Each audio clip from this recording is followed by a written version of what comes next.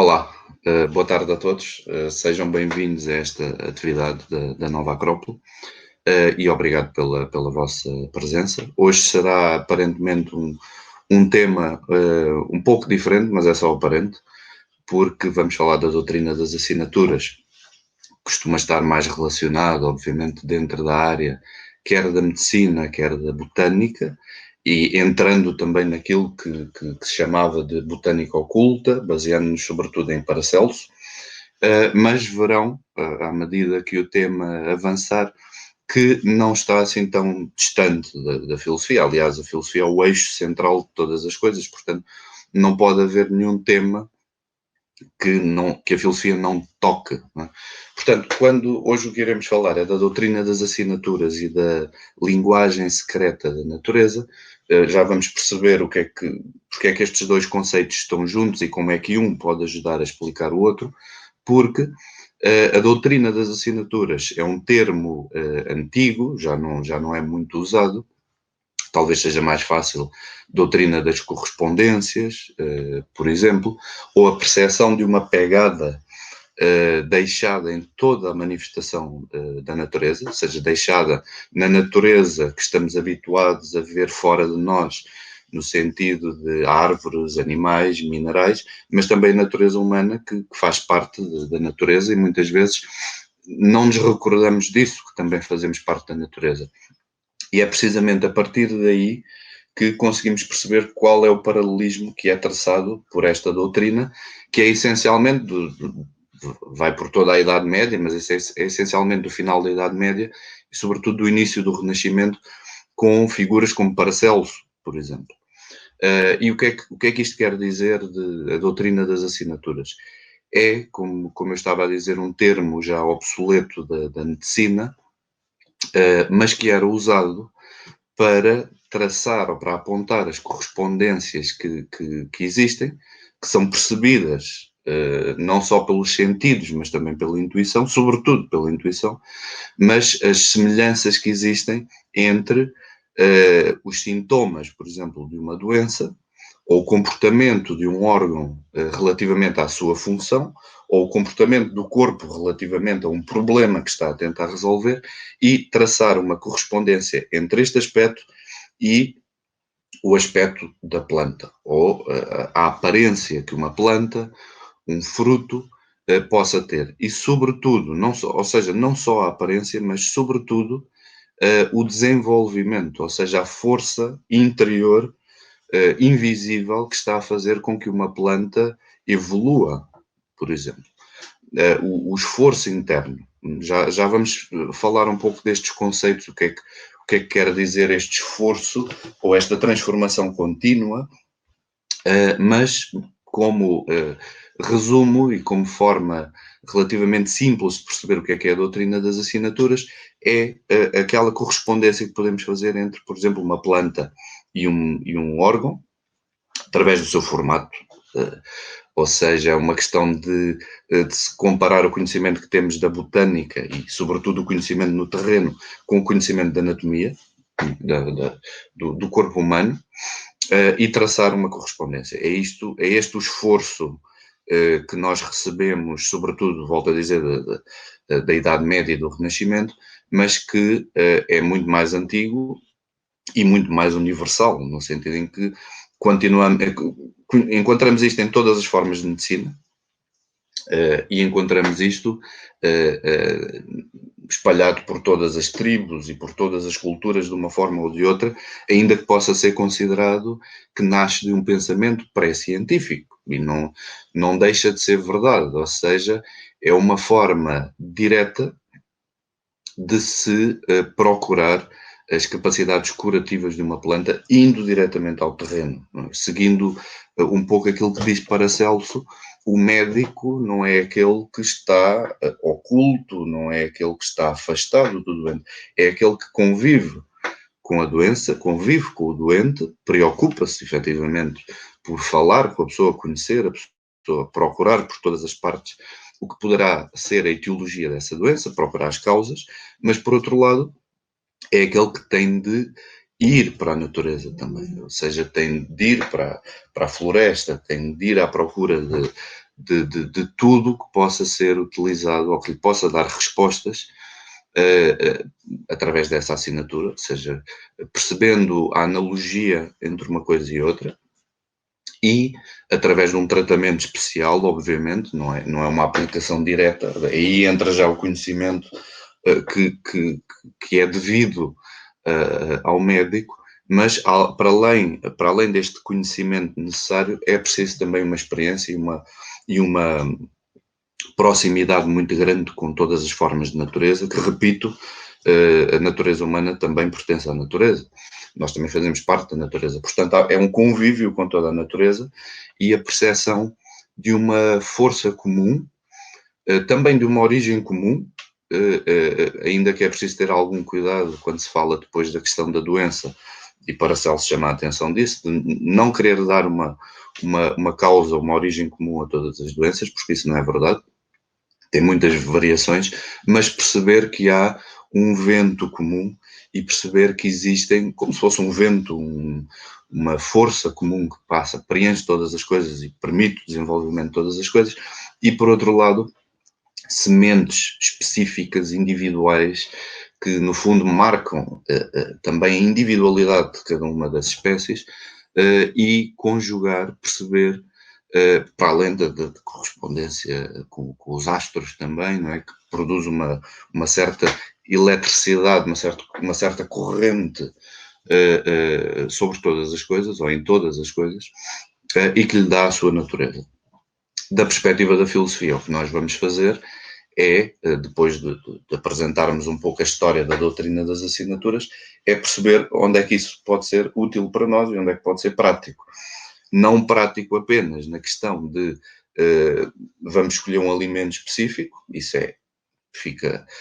ao critério de quem o saiba, obviamente, fazer.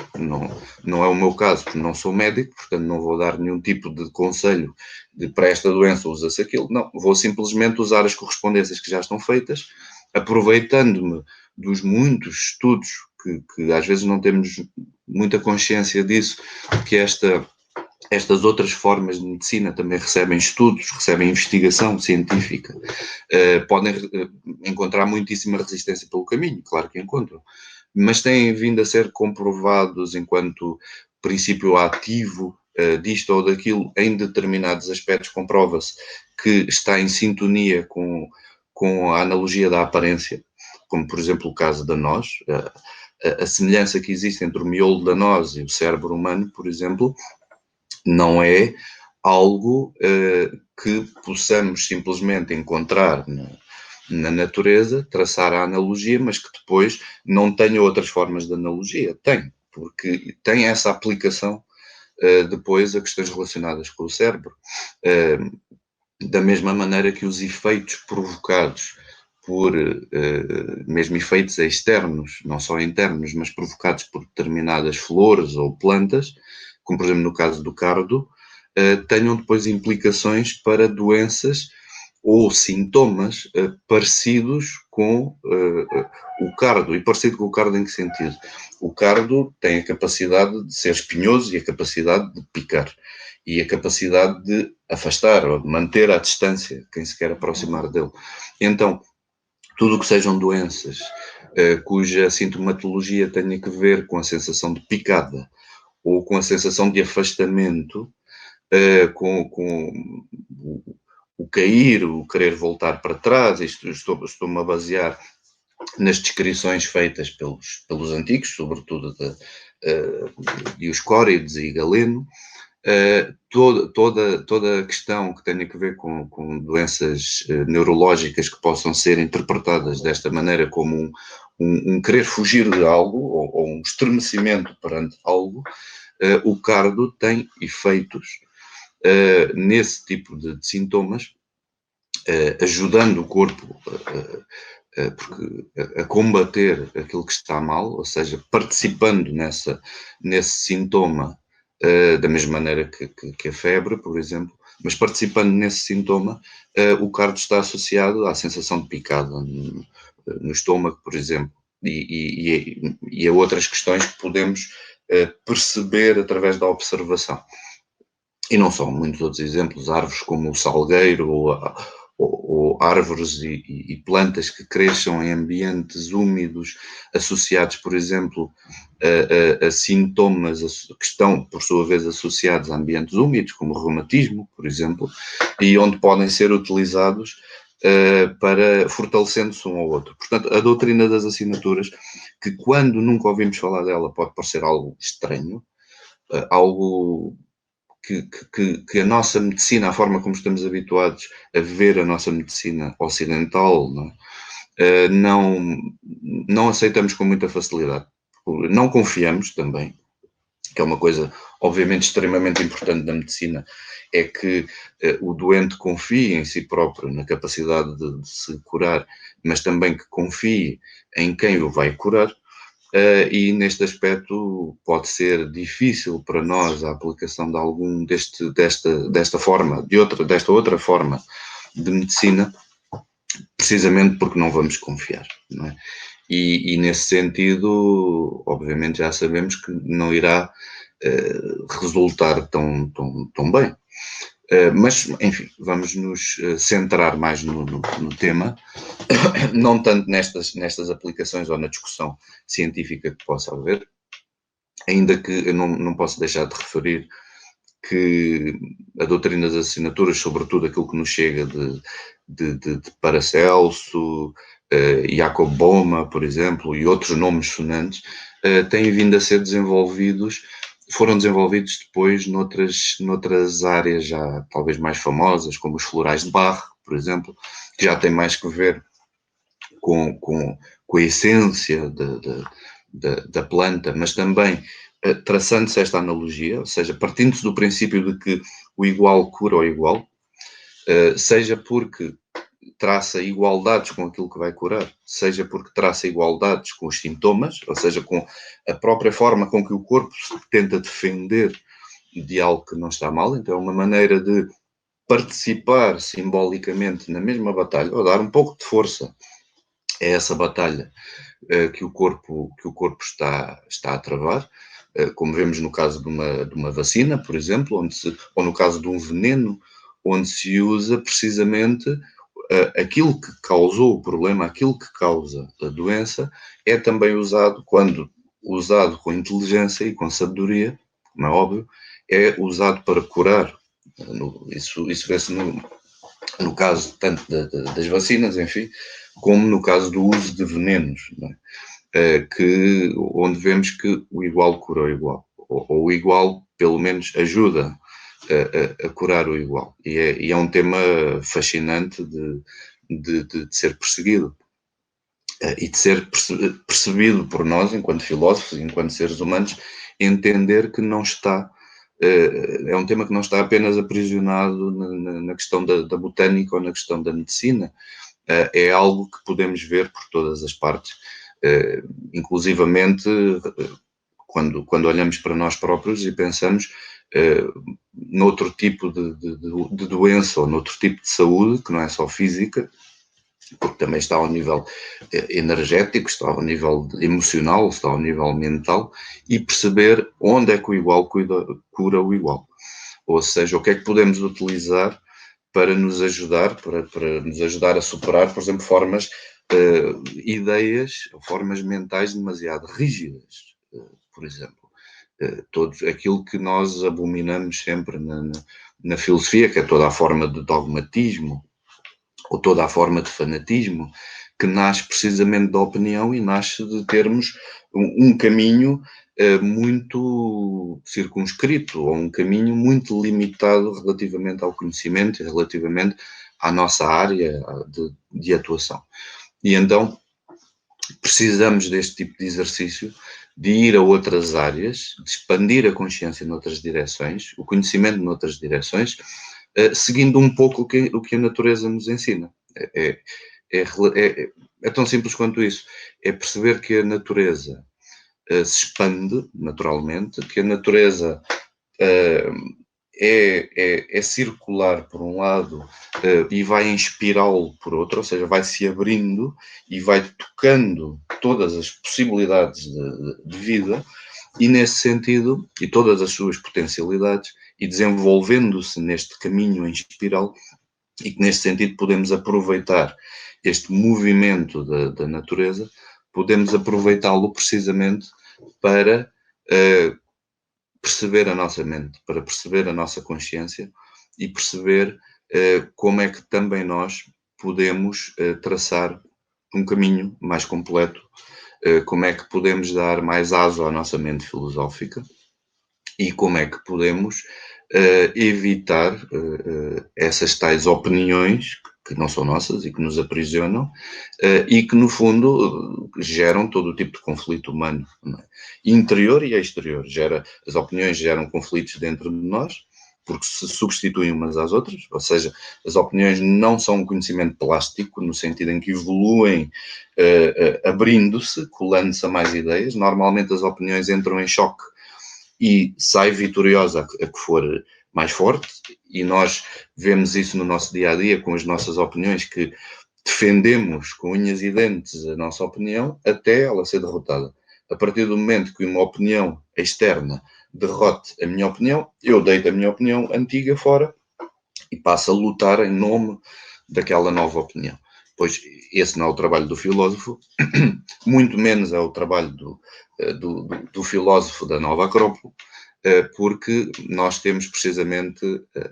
ou somos ensinados logo desde o início, a trabalhar a mente desta forma, em espiral, em todas as direções, em todas as direções humanas, em todos os campos do saber humano, e, no fundo, esta atividade que teremos hoje serve também para explorar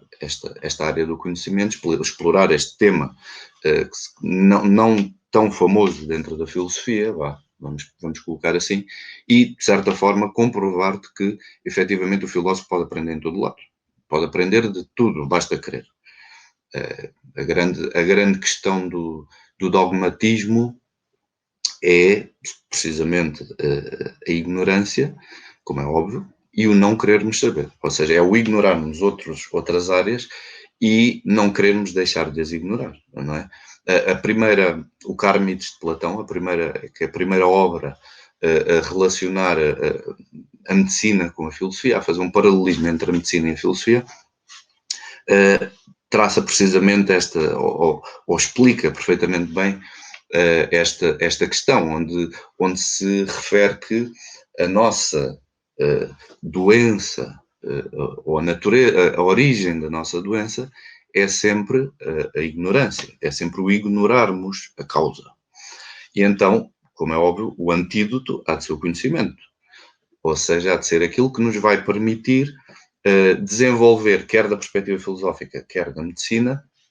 as duas máximas délficas, não é? Que é o conhece-te a ti mesmo, por um lado, e o nada em excesso, por outro. Ou seja, isto pode ser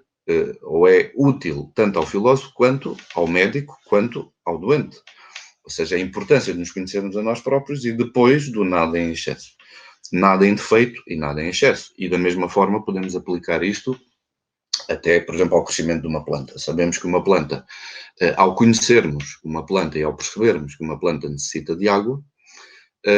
obviamente vamos aplicar água, mas nada em excesso, nem a menos, nem a mais, no sentido em que o resultado não vai ser bom para aquilo que a natureza da planta pede e para o desenvolvimento da planta. Bom, dito isto, e referi assim por alto a questão dos florais de Bach, que ajudam a compreender de outra perspectiva, ou como a continuidade do tema ajudam a compreender a doutrina das assinaturas, também a homeopatia, no sentido de continuar a usar o igual para curar o igual, mas que foi desenvolvido este conceito por Paracelso contra a ideia em prática, não é que seja contra, ou seja, a ideia anterior de Galeno, de que efetivamente a cura não se dá por iguais, dá-se por diferentes, ou seja, o contrário cura ao contrário, o diferente cura ao diferente, precisamente partindo-se de uma perspectiva de que a doença é uma ausência de equilíbrio. Há um órgão que está em desequilíbrio, há um sistema que está em desequilíbrio, há uma arritmia, por exemplo, e então é preciso das duas uma. repor o equilíbrio através do igual, por exemplo, referindo-se ao caso da arritmia, obviamente é preciso uma corrente semelhante mais forte que marque novamente o ritmo, que é esse o objetivo do coração, é marcar o ritmo para todos os órgãos, e se o coração falha, pois temos de supor e de perceber que todos os outros órgãos, não só supor, constatar que todos os outros órgãos falham, daí ser necessário um impulso que o recorde de qual é a sua função, que o recorde do seu ritmo. Isto depois tem uma implicação muitíssimo interessante na nossa vida, na questão do nosso ritmo, mas isso deixo à vossa consideração. Não vou estar a aprisionar-vos em nenhum tipo de interpretação. Pensem vocês sobre a questão do ritmo na nossa vida e a questão do impulso e tudo mais. E por outro lado, a questão de que o contrário cura o contrário. Ou seja, a questão, por exemplo, da febre, onde, perante uma questão de infecção, uma questão de febre, é necessário, e desse sobreaquecimento, é necessário arrefecer, ou é necessário a aplicação do frio. E no caso de uma perspectiva geral da doença, como um desequilíbrio, pois é necessário que, com o seu contrário, se aplique, se procure chegar ao equilíbrio necessário que vai gerar a saúde. No entanto, não é, eu estava-vos a dizer, Paracelso vai contra a ideia de Galeno, porque o igual cura o igual e não o diferente cura o diferente. Não é que vá contra, simplesmente Paracelso vê de forma mais profunda na natureza e ainda na diferença ele encontra iguais. Ou seja, ainda naqueles sintomas que apresentam calor e que à partida deveria ser, a cura devia ser feita através do frio, ele vai explicar que nem sempre é assim. Ou seja, existem circunstâncias onde é preciso primeiro um sobreaquecimento, aquecer ainda mais, para que depois, sim, se aplique ou se permita esse arrefecimento. Bom, essencialmente, a doutrina das assinaturas ajuda-nos a perceber,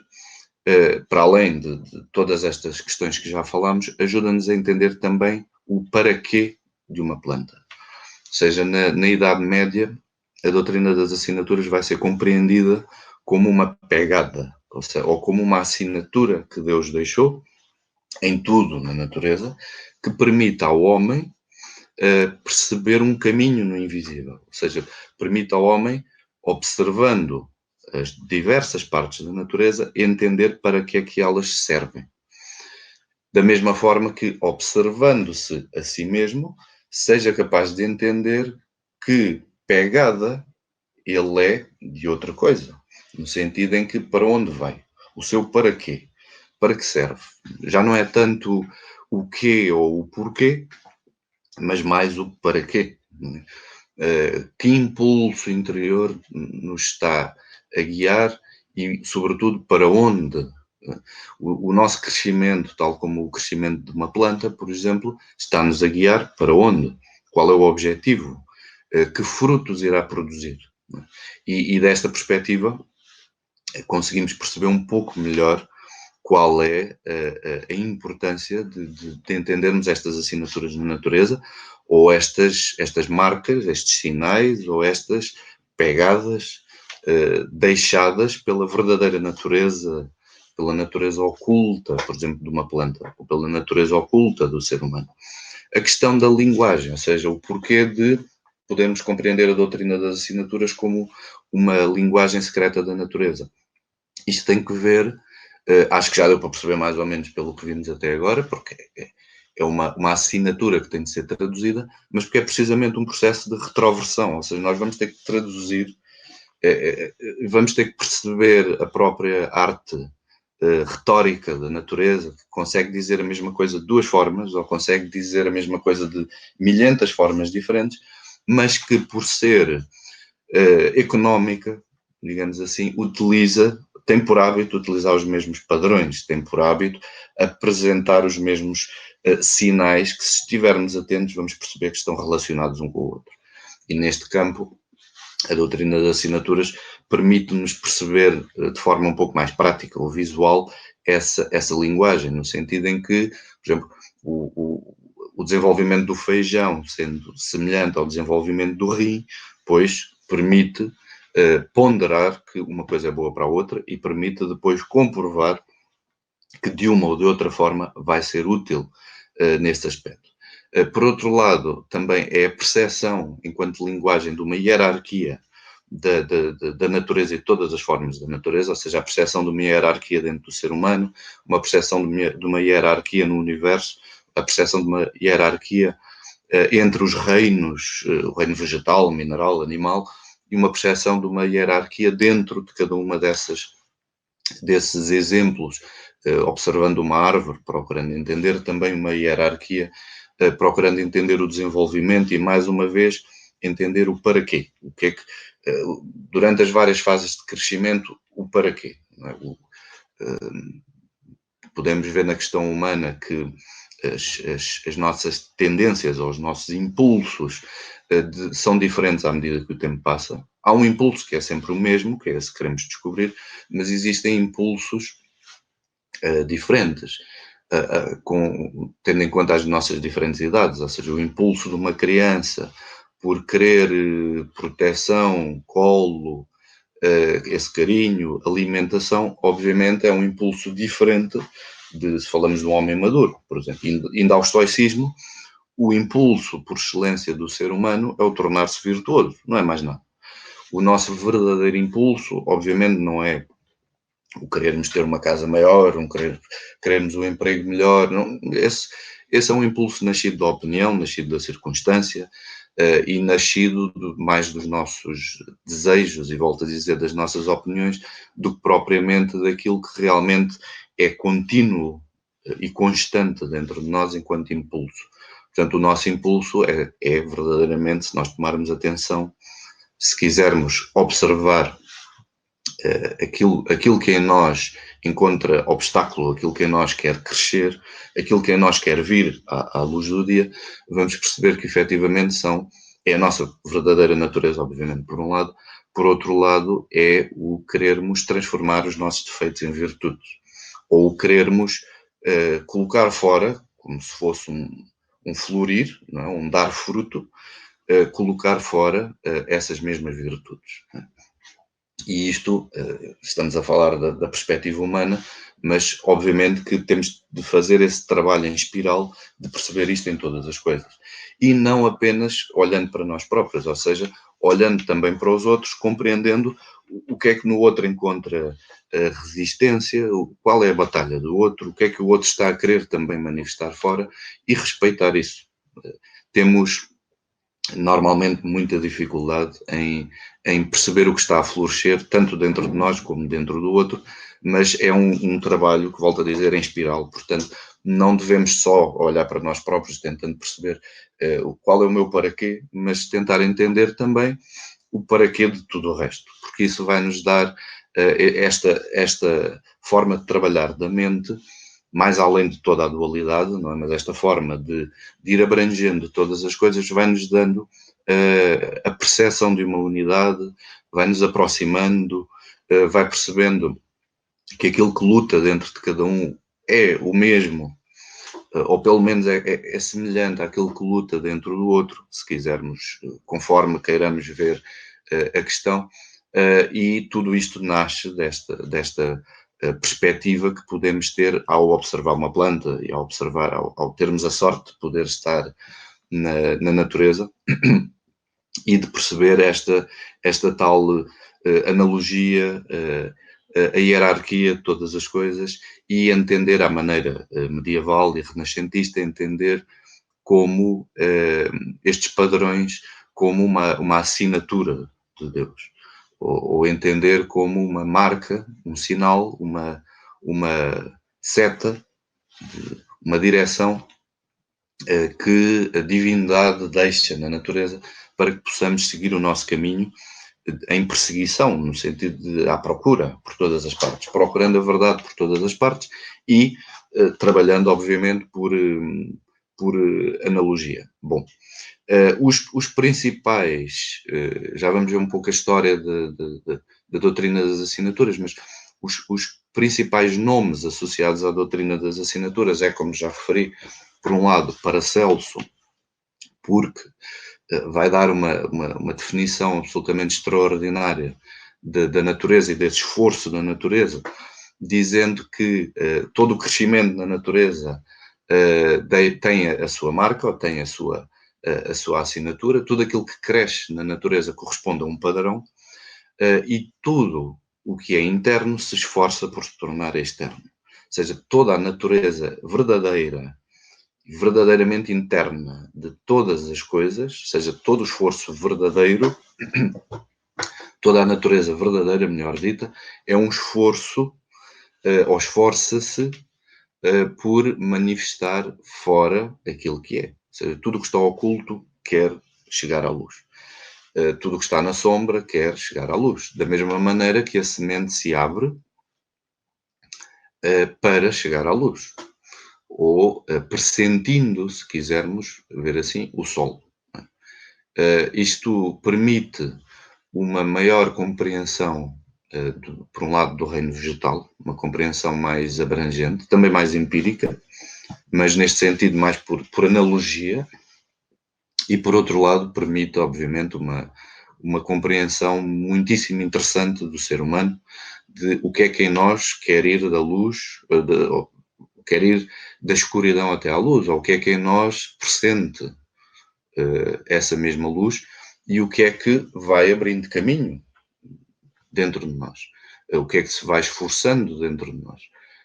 o que é que, ainda que não saiba muito bem para onde vá,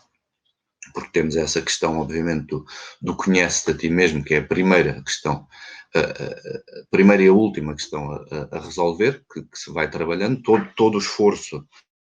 que fazemos durante a vida é um esforço de nos conhecermos a nós mesmos, obviamente, em nós e em tudo o resto,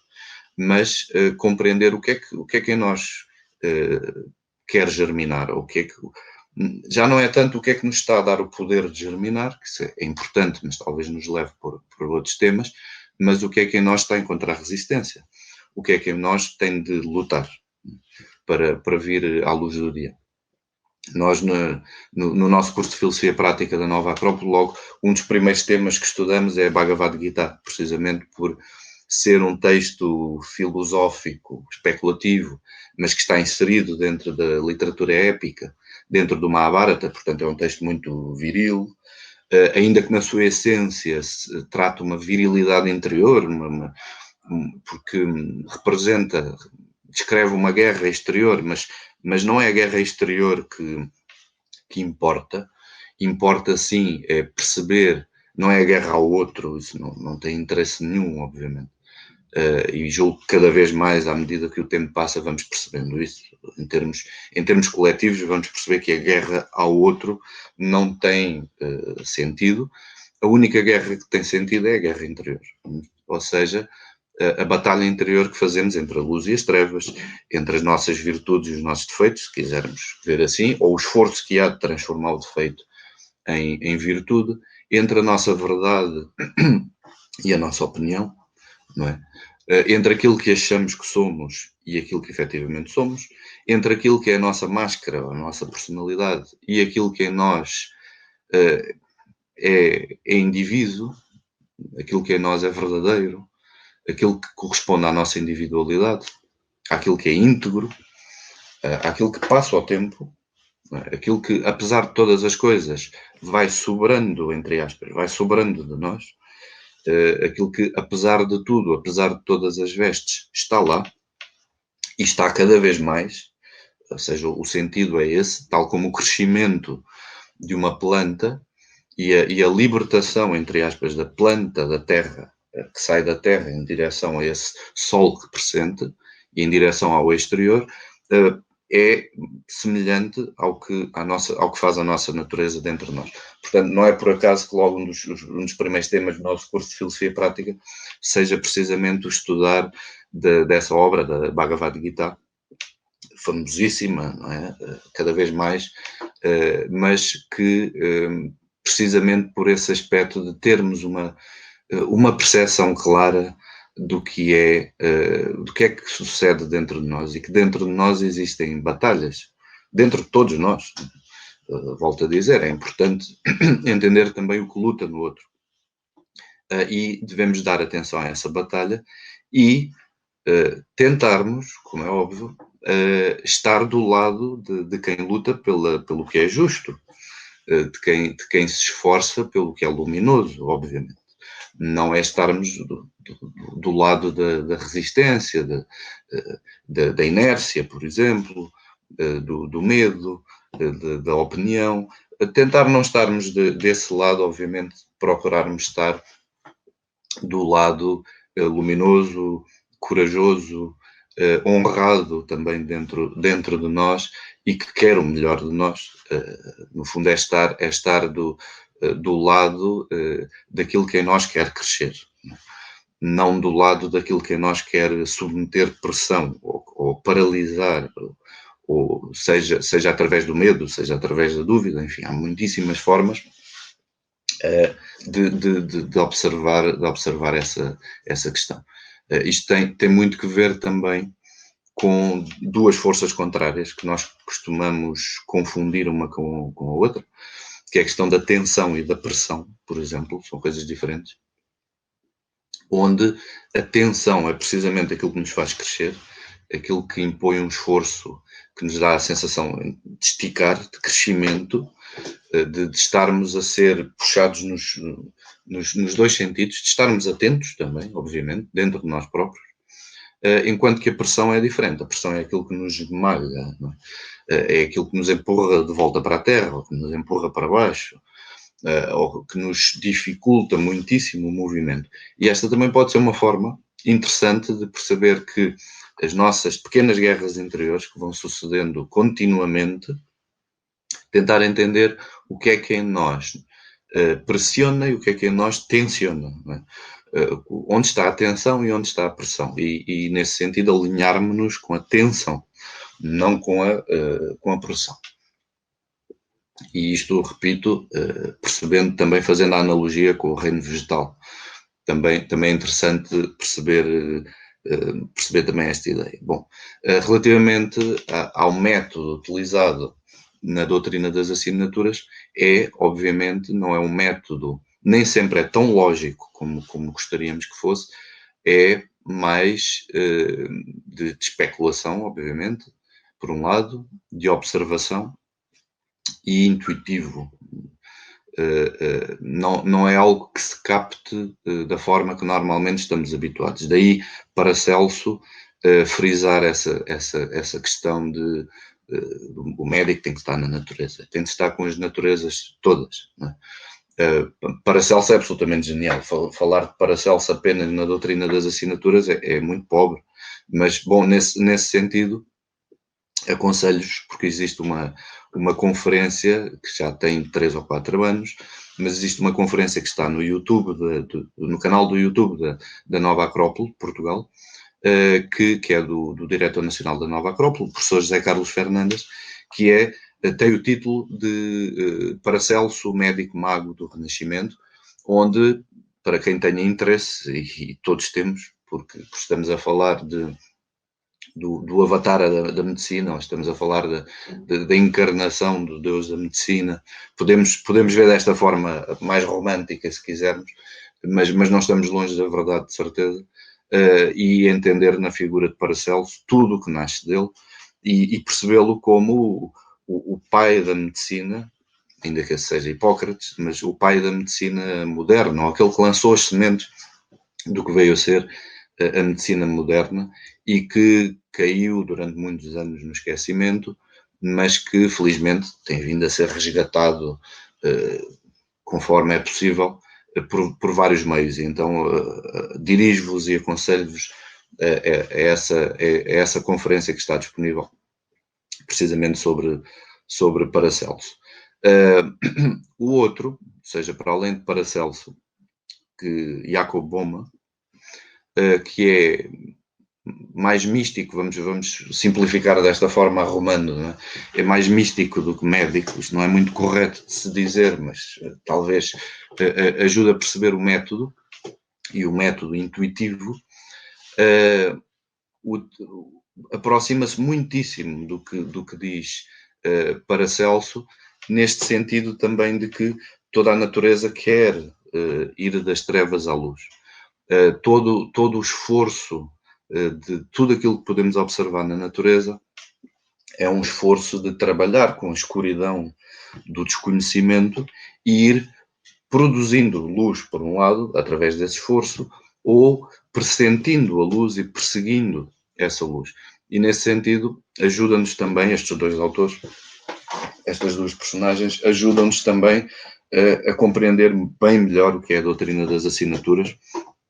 que não é tão simples quanto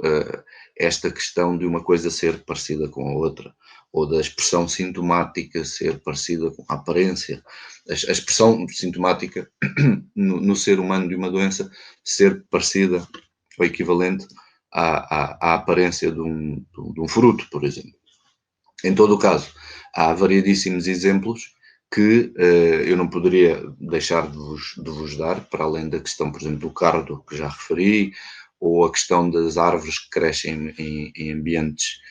úmidos, a questão do feijão e a sua relação com o fígado, com os rins, peço desculpa. Também existem outros frutos e outras plantas que têm vindo a ser relacionadas. Algumas são muito famosas. A noz é a mais famosa de todas. O miolo da noz. Não só o miolo da noz, também a casca, com toda a estrutura, toda a proteção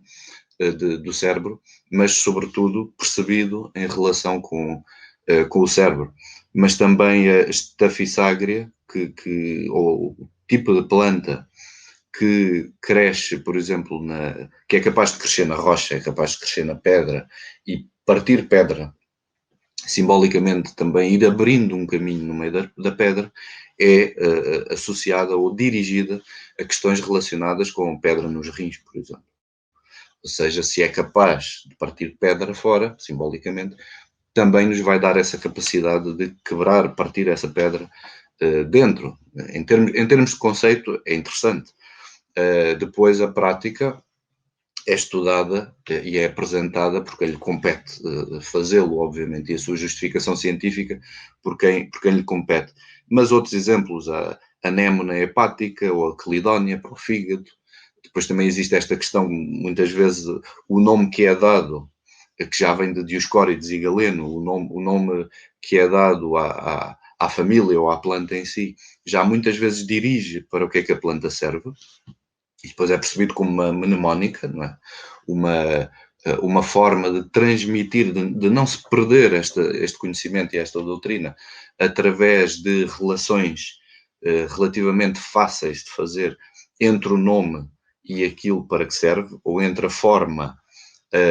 da planta e aquilo e a sua capacidade curativa. Isto depois vamos percebendo, basta abrir uma enciclopédia de botânica e vamos percebendo que existe muitas vezes esta correlação, ou seja, o nome já nos está a dirigir para aquilo que a planta, para uma das coisas que a planta serve. Enfim, a questão, por exemplo, das plantas perenes estarem associadas à longevidade, por exemplo. O caso da cenoura, quando fatiada pelo formato que ganha, ou o mirtilo associado a questões relacionadas com os olhos, o tomate relacionado com o coração, por exemplo, no sentido de ter 4 câmaras e ter uma cor semelhante. A batata doce com o pâncreas, a azeitona com os ovários, a cebola relacionada, por exemplo, com as células, o gengibre com o estômago, enfim, é um conjunto de correlações que são feitas e de equivalências que são feitas, que obviamente não terminam por aqui, são listas praticamente infinitas de relações que têm vindo a ser feitas ao longo da história da doutrina das assinaturas, e feitas, volto a dizer, de uma forma universal. mas queria dar-vos apenas as linhas gerais das relações, mas a partir deste momento dar-vos a visão mais filosófica ou a visão mais interna que podemos ter da doutrina das assinaturas. Portanto, eu há pouco estava-vos a falar do exemplo Platão, o exemplo de quando Sócrates veste a capa de médico, não é? E vai usar como fármaco as máximas délficas, não é? O tal conhece-te a ti mesmo e nada em excesso, para promover ou para ajudar na cura de determinado problema, mas temos toda a história da Antiguidade Clássica e a mitologia também nos ajuda nisso, para perceber de que forma é que a medicina e a medicina associada com a natureza, e a natureza como cura universal, ou aquilo que permite um poder universal e uma expressão universal que permite essa cura, nós podemos fazer todo um caminho pela literatura clássica até aos nossos dias para perceber esta evolução. Obviamente, eu vou-vos dar aqueles exemplos que considerei mais interessantes ao longo da história, que nos ajudam a compreender a percepção de uma doutrina das assinaturas, ou seja, começando logo por Asclépio, né? Começando logo pelo o deus da medicina, que o nome dele tem sido interpretado de várias formas, mas tem que ver com a ideia de escavar, procurar o que está oculto, que é uma ideia muitíssimo interessante quando pensamos no nosso trabalho humano, na nossa mente, mas quando pensamos no trabalho do médico, que não deixa de ser um escavar, um tentar encontrar relações, um procurar o que se oculta, procurar o que não é visível e tentar colocá-lo à vista. A própria expressão da doença já facilita, porque já é um pôr à vista uma causa que nós não vemos, uma causa que à partida não a pressentimos, por não haver sintoma ou por não se identificar o sintoma. Portanto, o que o médico faz é partir desses sintomas, procurando o que está oculto. Bom,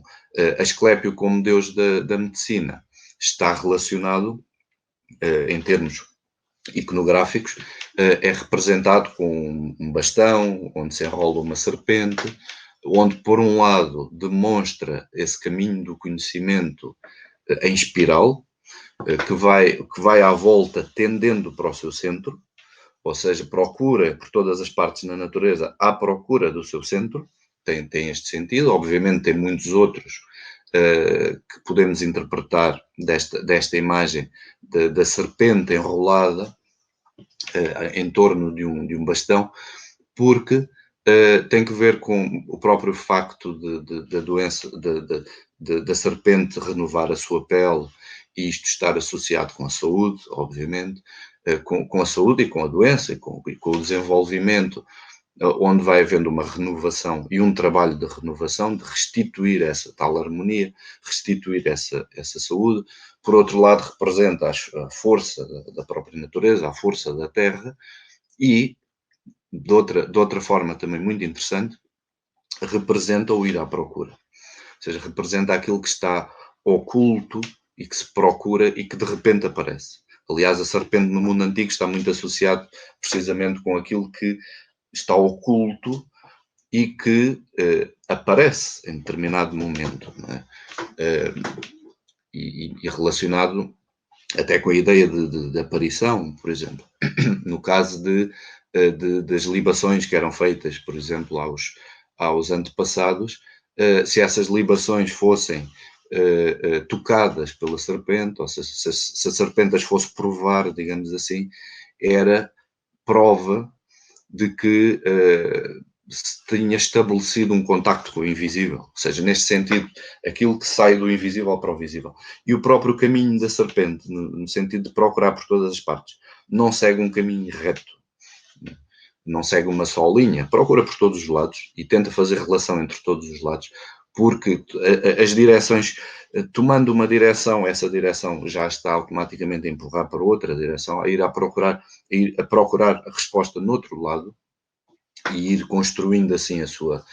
resposta. Ou seja, tudo isto podemos entender na imagem da Asclépio, e continuando também, por exemplo, numa que é associada, como depois vai ser sua filha, já na tradição latina, de Panaceia, precisamente representa este poder curativo, uma cura universal, este poder curativo da natureza, e por outro lado, associado ao reino vegetal, claro, e por outro lado, as próprias ninfas, que são as habitantes deste reino vegetal, aos que dão vida a este reino vegetal, ou a essência deste reino vegetal, como quisermos, mas que o próprio nome nos ajuda, mais uma vez, a seguir na mesma linha de procurar o que está oculto. Porque ninfa, ou niumfe, ninfa quer dizer noiva, ou seja, o seu significado é noiva, mas tem que ver com a palavra velar, cobrir, com o verbo, a raiz verbal de aquilo que vela, aquilo que cobre, aquilo que oculta. E, neste sentido, o próprio trabalho que é feito entre o investigador e a natureza não deixa de ser um trabalho semelhante ao casamento, simbolicamente. Podemos ver desta forma, porque acho que vale a pena, mas no sentido de haver, por um lado, um respeito, por outro lado, um querer desvelar e, por outro lado, um querer proteger. Um querer guardar aquilo que é secreto também na natureza. Tudo isto é muito rapidamente percebido na tradição das ninfas e em toda a literatura mitológica grega, onde aparece a ideia de ninfa, no sentido de representar o que oculta, ou melhor ainda, aquilo que está oculto, e representar aquilo que tem na natureza, que tem de ser procurado, investigado, desvelado, e esses segredos que a natureza guarda, que têm de ser desvelados, e, ao mesmo tempo, as propriedades curativas da natureza, mas também destruidoras, também os perigos da natureza. E então haver esse trabalho de ir conhecendo a pouco e pouco, de ir perseguindo por todas as partes a natureza, não é? E de seguir um caminho invisível que a própria natureza nos vai suscitando. No caso da Asclépio, está associado à serpente, mas também está associado, por exemplo, ao cão, no sentido de farejar, de seguir um caminho invisível. Ou seja, ser capaz, o médico e o filósofo, de ser capaz de perseguir um caminho no invisível, ou de se abrir ao infinito e ao invisível, e procurar essa luz que pressente, que não vê, mas pressente, e estabelecer o seu conhecimento com base neste movimento, como conhecemos, que é um método, digamos assim, que conhecemos de muitas personagens históricas. Nesta questão dos médicos, normalmente estamos sempre a falar de homens, mas temos Hildegard von Bingen, por exemplo, onde também o processo pelo qual se encontra os elementos curativos na natureza também é feito por esta procura que não conseguimos explicar, ou que não é fácil de perceber, porque não é feito apenas com conhecimento. Claro que tem de haver algum conhecimento, mas não é feito apenas por conhecimento, é por intuição, é pela capacidade de ler as respostas, mais do que fazer perguntas, ler as respostas que nos rodeiam. O fundador da Nova Acrópole, o professor Jorge Angelo Livraga, tem precisamente uma frase muitíssimo interessante, que diz: não dês tanta atenção às tuas perguntas, preocupa-te mais em ver as respostas ou ouvir as respostas que te rodeiam. E se pensarmos sobre isso, é verdade. Ou seja, nós às vezes fazemos tanto barulho com as nossas perguntas que não deixamos que mais nada fale, não deixamos que chegue a resposta que achamos nós que estamos à procura dessa resposta. Mas com tanta questão e com tanta opinião também, e com tanto querer responder àquela dúvida específica, acabamos por não ouvir a resposta que, por ser mais abrangente, não captamos, não nos serve. até determinada altura não nos serve. A partir do momento que sejamos capazes de procurar mais essa resposta na natureza, que sejamos capazes de fazer um pouco mais de silêncio relativamente à resposta que queremos ouvir, depois vamos fazendo todo esse caminho, mais uma vez, em espiral, de procurar por todas as partes. Pronto. Falando da Asclépio, os seus seguidores, os seus descendentes, os seus discípulos, o mais famoso da sua linhagem divina é Hipócrates, claro, né, como enquanto pai da medicina, vai ser o primeiro a usar de forma sistemática, ou a estudar de forma sistemática e a aplicar os conhecimentos do reino vegetal e a aplicar aos sintomas, aplicando dando-lhe uma aplicação médica, vai ser o primeiro a fazê-lo, e vamos percebendo isso em todo o corpus hipocrático que nos chega, onde se vai estudando as características de cada planta, por exemplo, e de que forma se pode aplicar, às vezes simbolicamente, às vezes até mitologicamente, como é que se pode aplicar a determinada circunstância. Não são raros os exemplos que encontramos desta tradição de Hipócrates, não são raros os exemplos onde a justificação de se usar determinada planta, por exemplo, é porque a planta está associada a um deus, porque está associada a um planeta, porque está associada ao epíteto de um deus, ou uma circunstância, a uma ação de um deus da mitologia grega, e que, nesse sentido, tudo se conjuga para dar a explicação de para que é que isto serve, para que é que esta planta serve e para que é que pode ser usada. Obviamente que este conhecimento de Hipócrates foi muitíssimo desenvolvido por Aristóteles, por exemplo, Teófastro, como já tínhamos referido, Dioscórides e Galeno também, que são, na antiguidade, aqueles que efetivamente vão dar uma resposta mais eficaz, ou vão apresentar de forma mais eficaz o que é isto da doutrina das assinaturas, estabelecendo logo a terminologia botânica que depois se vai usar e estabelecendo também já muitas das relações que podemos fazer da doutrina das assinaturas entre o sintoma no ser humano e a aparência da planta. O exemplo do cardo, por exemplo, é um exemplo muito antigo e muitíssimo interessante de pensar também sobre ele, mas já está nestes autores. Nem é uma consideração tardia e nem nos pode passar ao lado a importância também que determinadas manifestações naturais têm, como neste caso, por exemplo, o cardo. Neste caso, falando de Galeno, sobretudo, aquilo que vos tinha referido há pouco é importante recordar, ou seja, a ideia de que o contrário cura o contrário,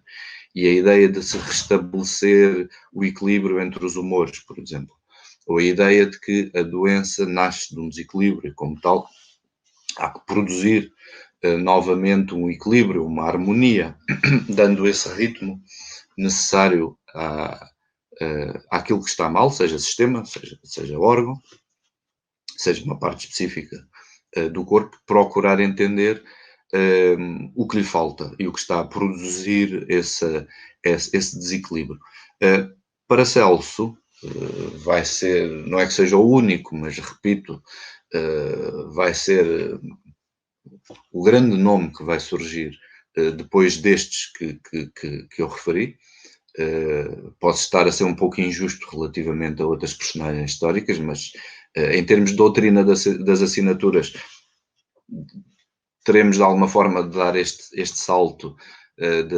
do final da Antiguidade Clássica para o início do Renascimento, para o século XVI, e nesse sentido,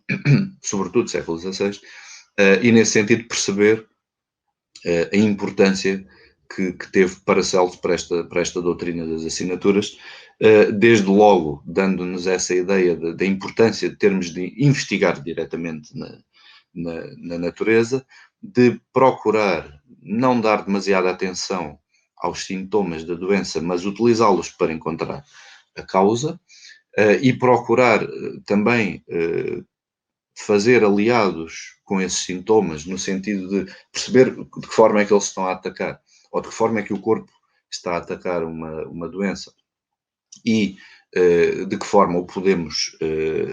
ajudar, ou seja, procurando não agir tanto sobre o corpo, mas sim sobre a causa, e a causa não tem necessariamente de ser física, isto já diz Paracelso,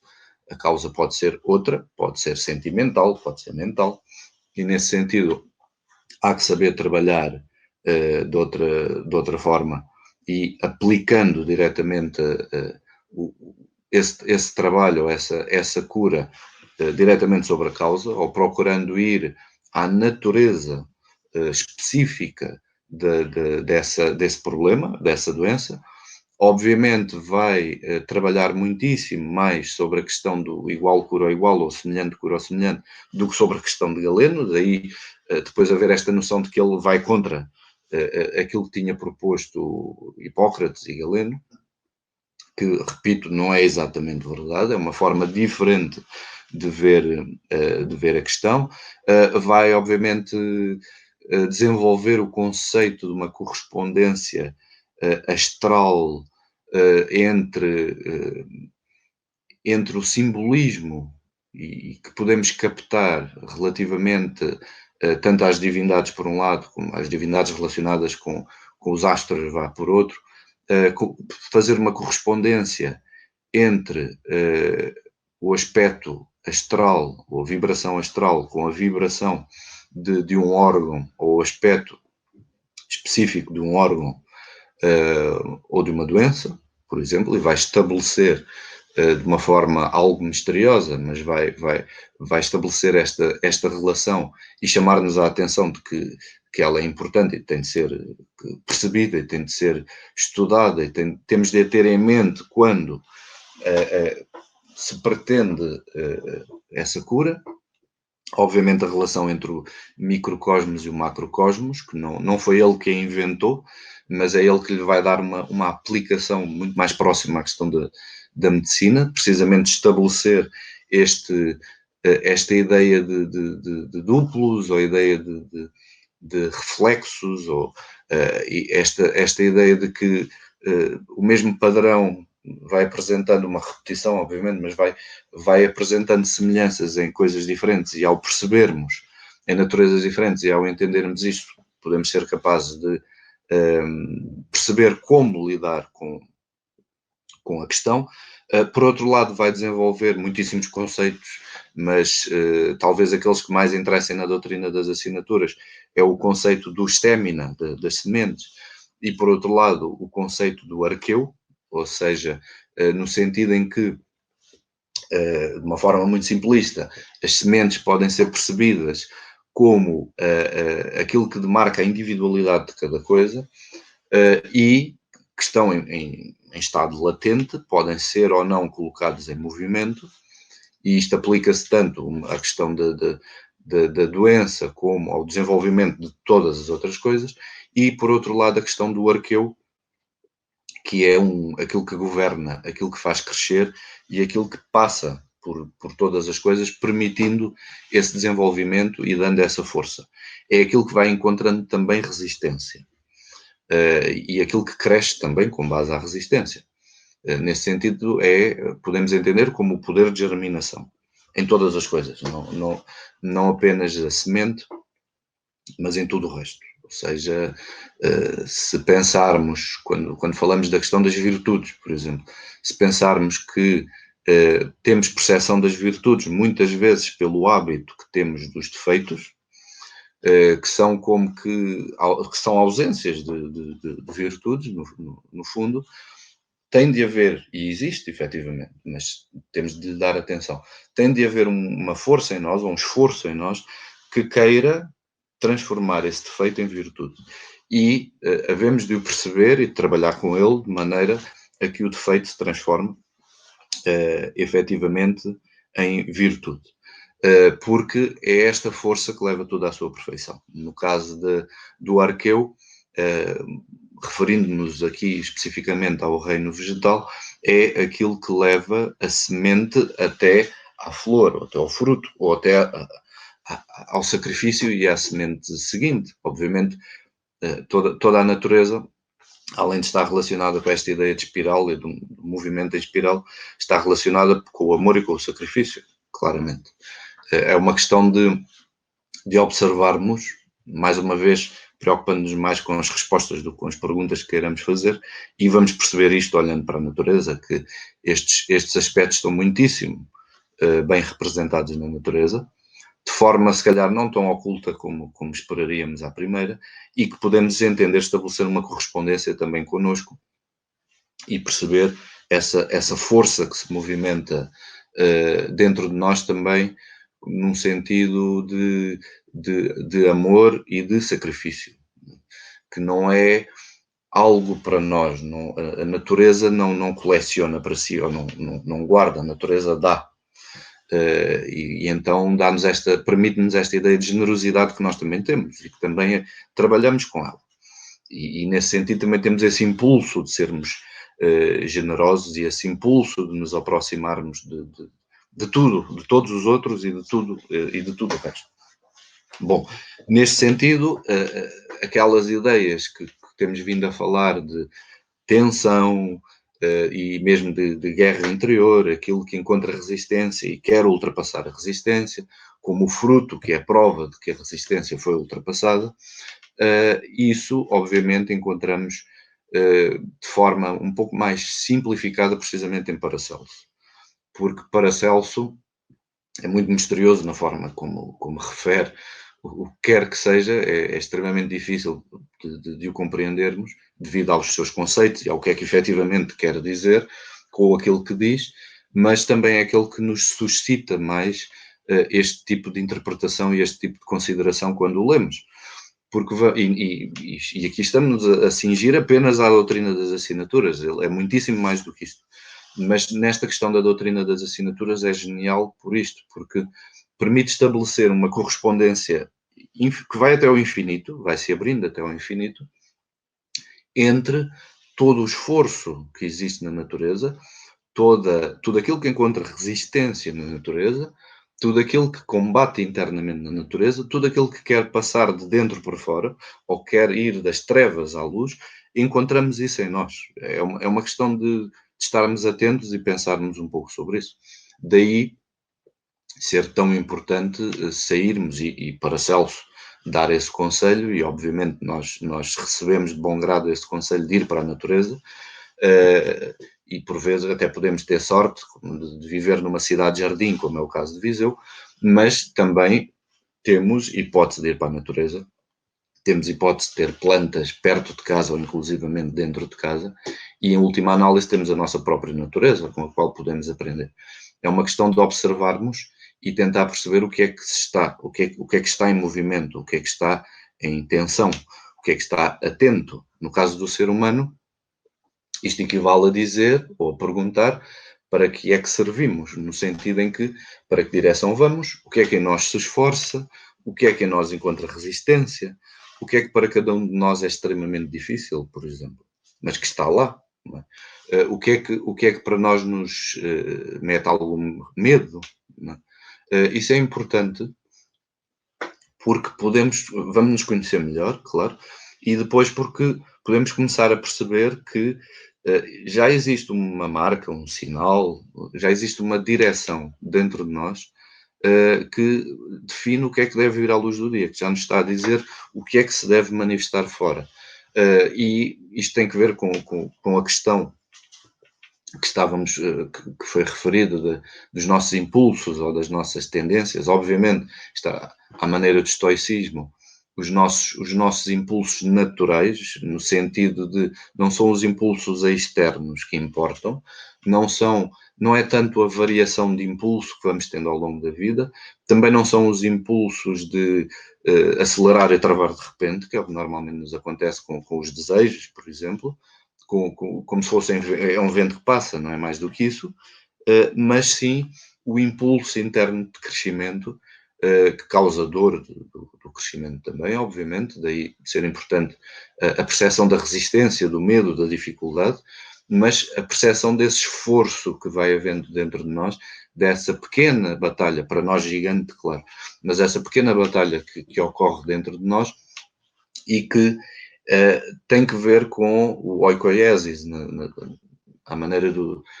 estoicismo. Já vem de Platão, obviamente, mas, ou seja, aquilo que é caseiro, aquilo que é natural em nós, aquilo que é familiar para nós, verdadeiramente familiar, volto a dizer. O esforço sincero, aquilo que realmente se esforça em nós, não o impulso, ou seja, aquilo que podemos perceber como uma vontade diferente de um desejo, que é uma coisa que passa, não é? Aquilo que não é dogma, aquilo que é convicção, por exemplo. Aquilo que não é passageiro nem morre, mas aquilo que é efetivamente constante, que está sempre lá, como um coração. Não? Daí, voltando um bocadinho a Paracelso, é muito interessante. Paracelso estabelece uma relação entre o coração e o sol, por exemplo, nesse sentido de o sol marca um ritmo para todos os, ainda que tenha um ritmo muito longo, mas marca um ritmo para todos os planetas, da mesma forma que o coração marca um ritmo para todos os órgãos. E este ritmo é como um chamar ao dever, no sentido de lembra-te para que serves, não é? Faz o teu, cumpre aquilo que se espera de ti, cumpre o teu trabalho. E isto, podemos entender isto relativamente, é algo misterioso o pensamento, mas acho que o devemos fazer. Perceber isto em relação aos órgãos, perceber isto em relação aos planetas e também perceber isto em relação a cada um de nós. Perceber que existe também algo em nós, essa natureza que, associada com o coração e, obviamente, aos sentimentos que associamos ao coração, que nos vai recordando constantemente, vai-nos dando ritmo e vai-nos recordando constantemente de qual é o nosso dever, não é? Ou o que é que se espera de nós, ou como é que podemos ser melhores, ou como é que me posso tornar mais virtuoso, ou pelo menos dar a ideia de aquilo que eu realmente quero é ser mais virtuoso, apagando tudo o resto, todas as outras ideias que passam, todas as outras ideias que nascem da opinião e que efetivamente nem são nossas. Nós nem sabemos muito bem de onde é que essas opiniões nos chegam, e acabamos por passar toda a vida a trabalhar com essas opiniões, esquecendo ou protelando constantemente aquilo que realmente importa, porque nos vamos saciando com essas amostras de verdade ou com essas amostras de vida, amostras de verdadeiro impulso, verdadeiro esforço, no sentido humano da palavra, não é? Aquilo que é o esforço da nossa natureza. Séneca, por exemplo, dá um exemplo muito divertido de como é que podemos perceber, no caso de sairmos da nossa natureza, como é que podemos perceber o regressar à natureza, ou que tendência temos de regressar à natureza. Ele dá o exemplo de uma tartaruga. Ele diz, se colocarmos uma tartaruga de patas para o ar, vamos ver que, à partida, ela não tem dor, também não tem medo, mas todos os seus movimentos, todo o seu esforço está em regressar à posição original, porque, ainda que caminhe muito lentamente, o que se espera dela é que caminhe. Portanto, quando nós, por muitíssimos, variedíssimos motivos, nos vamos afastando de nós próprios, não, e nos vamos afastando da nossa verdadeira natureza e do nosso impulso mais interno de crescimento, o que se dá é como se tivéssemos sido colocados, peço desculpa, de patas para o ar, usando o exemplo. É como se por algum motivo percebêssemos que não estamos no local que nos é mais apropriado, porque não conseguimos ser úteis, no sentido em que eu, na situação em que me encontro agora, não estou a conseguir ser útil. E então tenho de fazer um esforço de regressar à natureza. Então é perceber o que é que em nós se esforça por regressar àquilo que é. Não é regressar ao passado,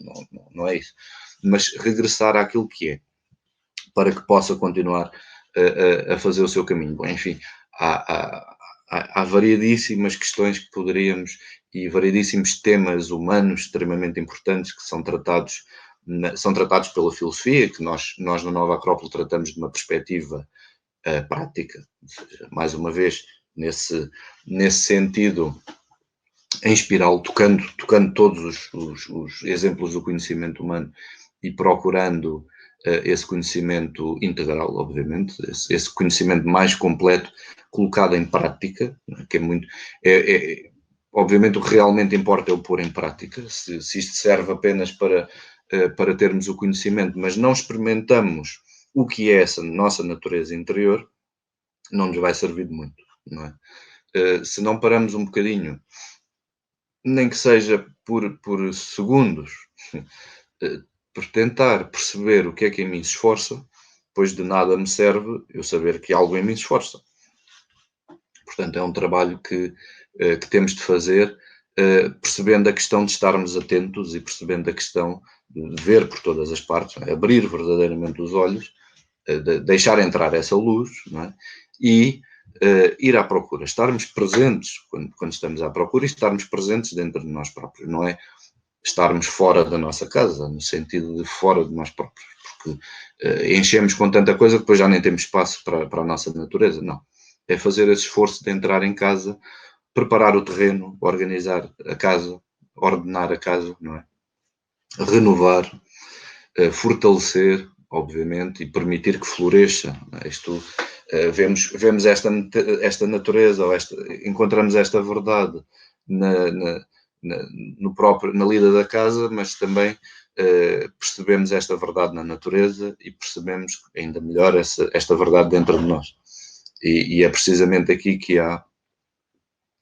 se vai estabelecendo esta doutrina das assinaturas, quando conseguimos compreender a mesma natureza em coisas diferentes. E quando conseguimos compreender, por exemplo, que é esta natureza interior que causa, que gera as afinidades entre as pessoas. Não é simplesmente algo que possamos considerar que é externo ou que vem de uma questão externa, mas é sobretudo o que nasce dessa relação que podemos fazer dentro da nossa própria natureza. Bom, relativamente à questão da doutrina das assinaturas, da questão da história e tudo mais, penso que os aspectos, relativamente à história da doutrina das assinaturas, os aspectos essenciais, as personagens essenciais já foram referidas. Obviamente seria muitíssimo interessante perseguir este caminho através dos florais de Bach e perseguir este caminho através da homeopatia, por exemplo, e perceber o que tem vindo a ser feito, sobretudo a partir do final do século XX, relativamente a estudos de cariz científico, aquilo que nós consideramos sério, não é? Estudos relativamente precisamente a esta questão da doutrina das assinaturas, percebendo outras formas de ver a medicina, que não deixa de ser medicina. Isto é uma ideia interessante, não é? Nós temos tendência de fechar muito os conceitos naquilo que conhecemos, e os conceitos são bem mais abrangentes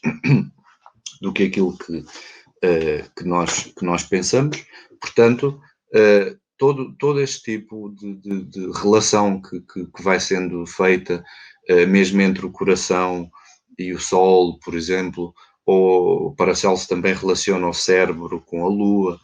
no sentido de não dar luz por si próprio, não é? Mas vai recebendo esses reflexos. Tudo isto nos ensina muito, porque a relação entre o Sol e a Lua é a mesma que existe entre o coração e o cérebro. Ou seja, quem dá verdadeiramente luz é o Sol e quem dá verdadeiramente luz é o coração. Digamos, o cérebro e a Lua limitam-se a ser capazes ou não de captar essa luz e de a refletir, ou seja, não dão luz por si próprios. Isto é muitíssimo interessante quando estudamos inclusivamente a Voz do Silêncio, de Helena Blavatsky, perceber estas duas formas, a doutrina do olho e a doutrina do coração. Perceber também estas duas formas de conhecimento, estas duas formas de chegarmos à conclusão, chegar à sabedoria e de chegar à verdade, efetivamente. Bom, todo este tema permite-nos também compreender a questão do estarmos bem ou não, estarmos saudáveis ou não, ou seja, a questão de sermos mais felizes ou menos felizes. Isto soa um pouco mal, mas disse assim de propósito, seja, do nos irmos aproximando, o irmos-nos aproximando da nossa natureza também equivale a aproximarmos-nos daquilo que em nós constitui a felicidade, ou que nos dá felicidade, se preferirmos assim. Tem que ver, obviamente, com o que é constante, o que é duradouro, o que tem que ver com a nossa identidade, com a percepção daquilo que nós somos, e também, obviamente, com este caminho em espiral abrangente que se vai abrindo ao infinito que vamos fazendo. Todo o tipo de correlação que vamos fazendo ao longo da vida é gerador de felicidade. E, efetivamente, por isso é que o filósofo é feliz. O filósofo no sentido verdadeiro da palavra, não aquele que estuda a história da filosofia, ou que estuda só o que os outros filósofos pensaram, não. Aquele que tem, efetivamente, deixa vir à luz do dia a sua natureza de filósofo e procura por todas as partes. Isso dá felicidade, porque tem que ver com uma aproximação à nossa natureza. E, claro, aquilo que a questão de às vezes andarmos à procura onde é que está a felicidade, ou não conseguirmos efetivamente ser felizes, tem que ver precisamente com o afastar-nos cada vez mais daquilo que constitui a nossa verdadeira natureza e aquilo que é a nossa verdade, não é? Que não é a nossa opinião. Não é? Por exemplo, no caso da palavra aletheia, que quer dizer verdade, é? Usada por Platão tantas vezes para contrapor aquilo que é doxa ou opinião, não é? E para contrapor a diferença que existe entre filosofia e filodoxia, digamos, ou seja, o amor pelo conhecimento e o amor pela opinião, são duas coisas distintas. Temos de passar do amor da opinião para o amor pelo conhecimento, mas a palavra aletheia é muito interessante também neste aspecto,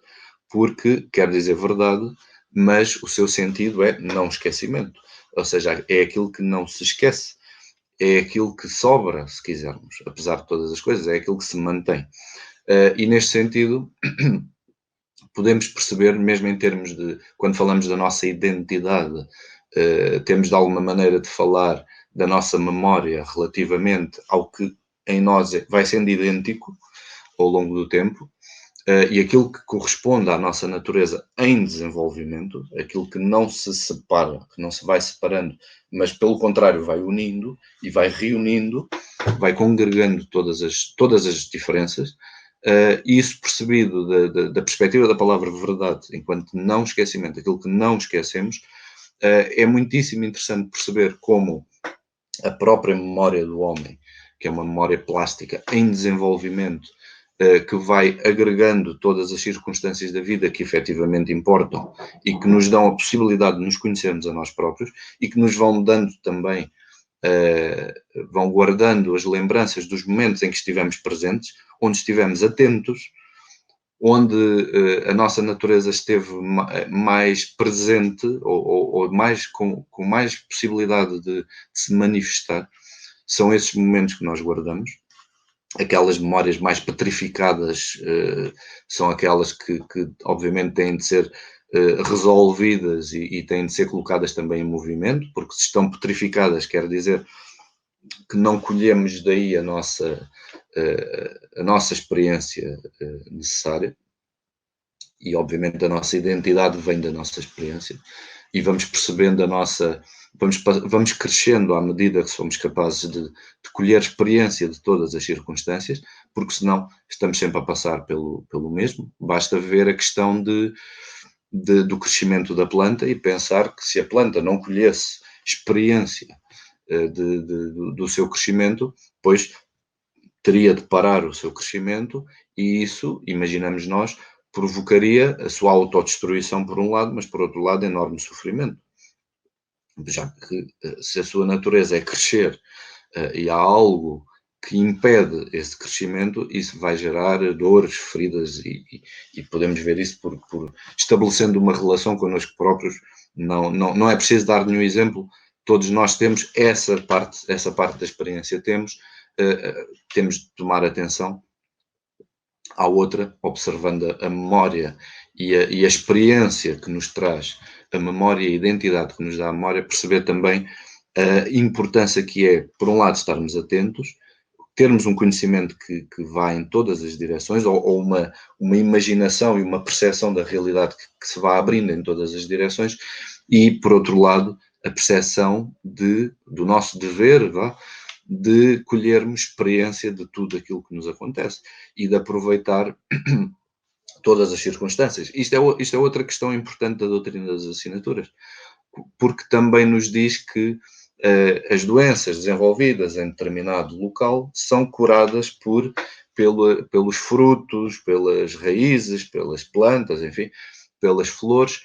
daquele local. Não é preciso ir à procura noutros sítios, porque, à partida, a natureza já dá o que é necessário. Isto é uma das ideias da doutrina das assinaturas, mas a natureza já nos dá, obviamente, aquilo que é necessário. Portanto, é uma questão de estar atento e colher experiência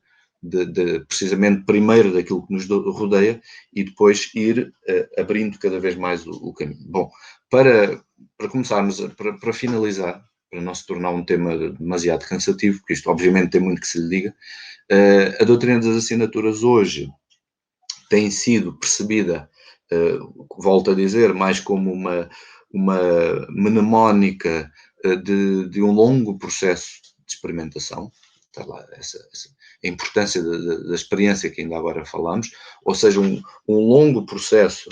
de experimentação humana e de transmissão do conhecimento humano acabou por ser, de alguma maneira, armazenado também nesta doutrina das assinaturas, permitindo que rapidamente se estabeleça uma relação entre, volto a dizer, a propriedade curativa, o sintoma e a fisionomia de uma planta específica. Por outro lado, a questão de também nos permitir ter um conhecimento bem mais abrangente relativamente ao comportamento da doença enquanto ser vivo e que deve ser combatido como ser vivo. Isto também está presente em Paracelso, e perceber esse esforço e os sintomas, aquilo que nos leva a perceber os sintomas, também de forma a colar a esta ideia de esforço, de forma a perceber que há algo ali que se esforça, há algo ali que está a seguir uma natureza específica, uma pegada específica, que nesse sentido permite-nos um conhecimento bem mais abrangente. E, por outro lado, a questão de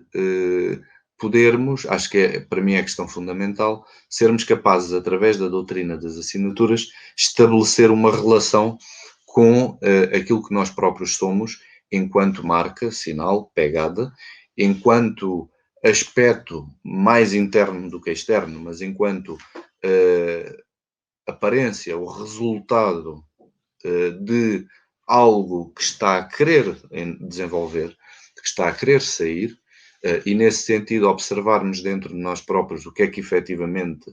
eu não me canso de repetir esta ideia porque acho que é importante, o que é que efetivamente combate, o que é que luta, o que é que se esforça e o que é que define a nossa natureza e procura manifestar fora, por todos os meios possíveis e mais alguns, aquilo que é a nossa natureza interior. E, repito, aquilo que é difícil, aquilo que causa certo temor, aquilo que nos faz estremecer, perceber que, efetivamente, é esse esforço do crescimento e esse esforço da nossa natureza que nos está a dirigir, por um lado, em direção a nós próprios, ou seja, à nossa própria natureza, por outro lado, está-nos a dirigir a Deus, não é? Está-nos a dirigir a esse sol que não vemos, mas que pressentimos, àquilo que nos guia, àquilo que nos une também, àquilo que nos vai permitir todo o tipo de afinidade também, porque vamos, ao termos a coragem de respeitar aquilo que é um esforço verdadeiro e interior, respeitar esse esforço, vamos respeitar o esforço dos nossos companheiros, daqueles que se esforçam também connosco ao longo da vida, e vamos encontrar equivalências, vamos perceber que estamos a esforçar pela mesma coisa, estamos a dirigir para o mesmo local. E neste sentido, sendo o sol, digamos, aquilo que representativo daquilo que nos guia, temos de usar a doutrina das assinaturas também para perceber que, do ponto de vista humano, é o coração que nos guia, ou seja, é o amor que nos guia, é o altruísmo que nos guia a todos e que nos impõe este ritmo e que nos vai recordando ao longo da vida deste esforço de crescimento e de nos tornarmos mais virtuosos e de nos tornarmos cada vez mais nós próprios. Não sermos outra coisa que não sejamos nós próprios. E, neste sentido, não posso deixar de referir, tal como estes grandes pensadores e experimentadores, aqueles que puseram em prática a doutrina das assinaturas, como Paracelso, que nenhuma procura, nenhum esforço, efetivamente, vale a pena se esse esforço não for para nos aproximar de Deus e se esse esforço não servir para nos aproximar do irmão, nos aproximar de quem temos ao nosso lado, efetivamente, e de nos aproximar de toda a humanidade, porque nos vai dando este conhecimento abrangente, vai-nos dando a percepção de uma unidade, vai-nos dando a percepção de fraternidade, de fazermos parte de, e em última análise, de estarmos misteriosamente unidos, ou de ser mais aquilo que nos une, efetivamente, do que aquilo que nos separa. Portanto, neste sentido, agradeço-vos a vossa presença e a vossa paciência e convido-vos, quando existe essa possibilidade, a que a pessoa possa sair de casa, possa sair do seu mundo, possa ir para a natureza, experimentar, não é? Tocar, cheirar, ver verdadeiramente o visível e pressentir ou prever o invisível e esperar, escutar simplesmente,